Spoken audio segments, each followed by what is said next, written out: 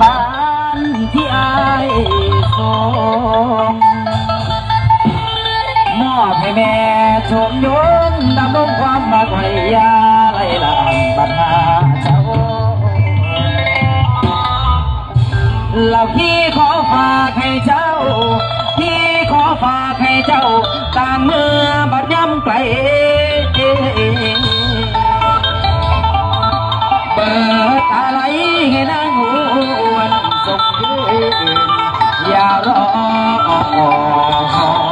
สา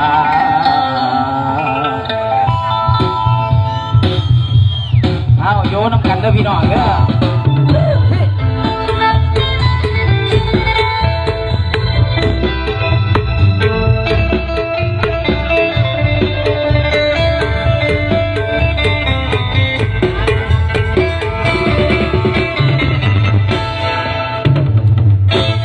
พาวันวาเล่นไทยบอกว่าจะใจฉันมอบแด่เธอจากใจดวงนี้ที่มันละเมอที่คือเธอไม่มีวันลืมลาสีแดงที่มอบแด่คุณเพื่อเป็นไออุ่นเมื่อยามหนาวฝากไปกระซิบหัวใจเบาๆยามคุณเศร้ามันคงผ่อนคลาย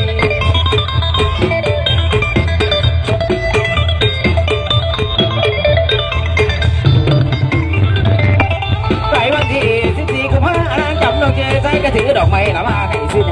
อีกบางครั้งเอานั่งคุยกันเคยเอาหมดตะกร้าบาดปิ้งอีรังนั่งจำได้หรือว่าเล่นแล้วนอนสาธุเด้อคิดพองกับมันนั่งให้ใครหัวใจที่มอบให้นางลาสีแดงวันละว่าเลยไทย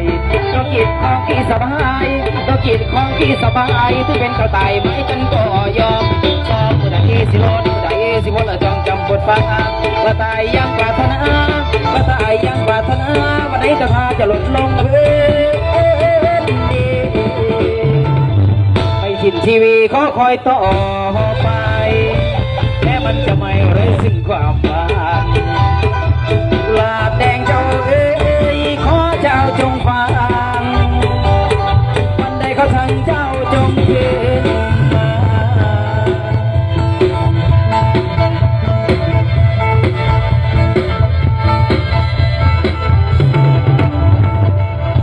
มาบ้านเดินสร้างบนเก่าก็เน้นหน้าเจ้าละชุดเจ้าอย่ารอให้คิดพ่อคนส่งเดินนะให้คิดพ่อคนส่งเดินนะขันจะมาใช้ส่งขึ้นเดินนอให้ส่งขึ้นเดินรอง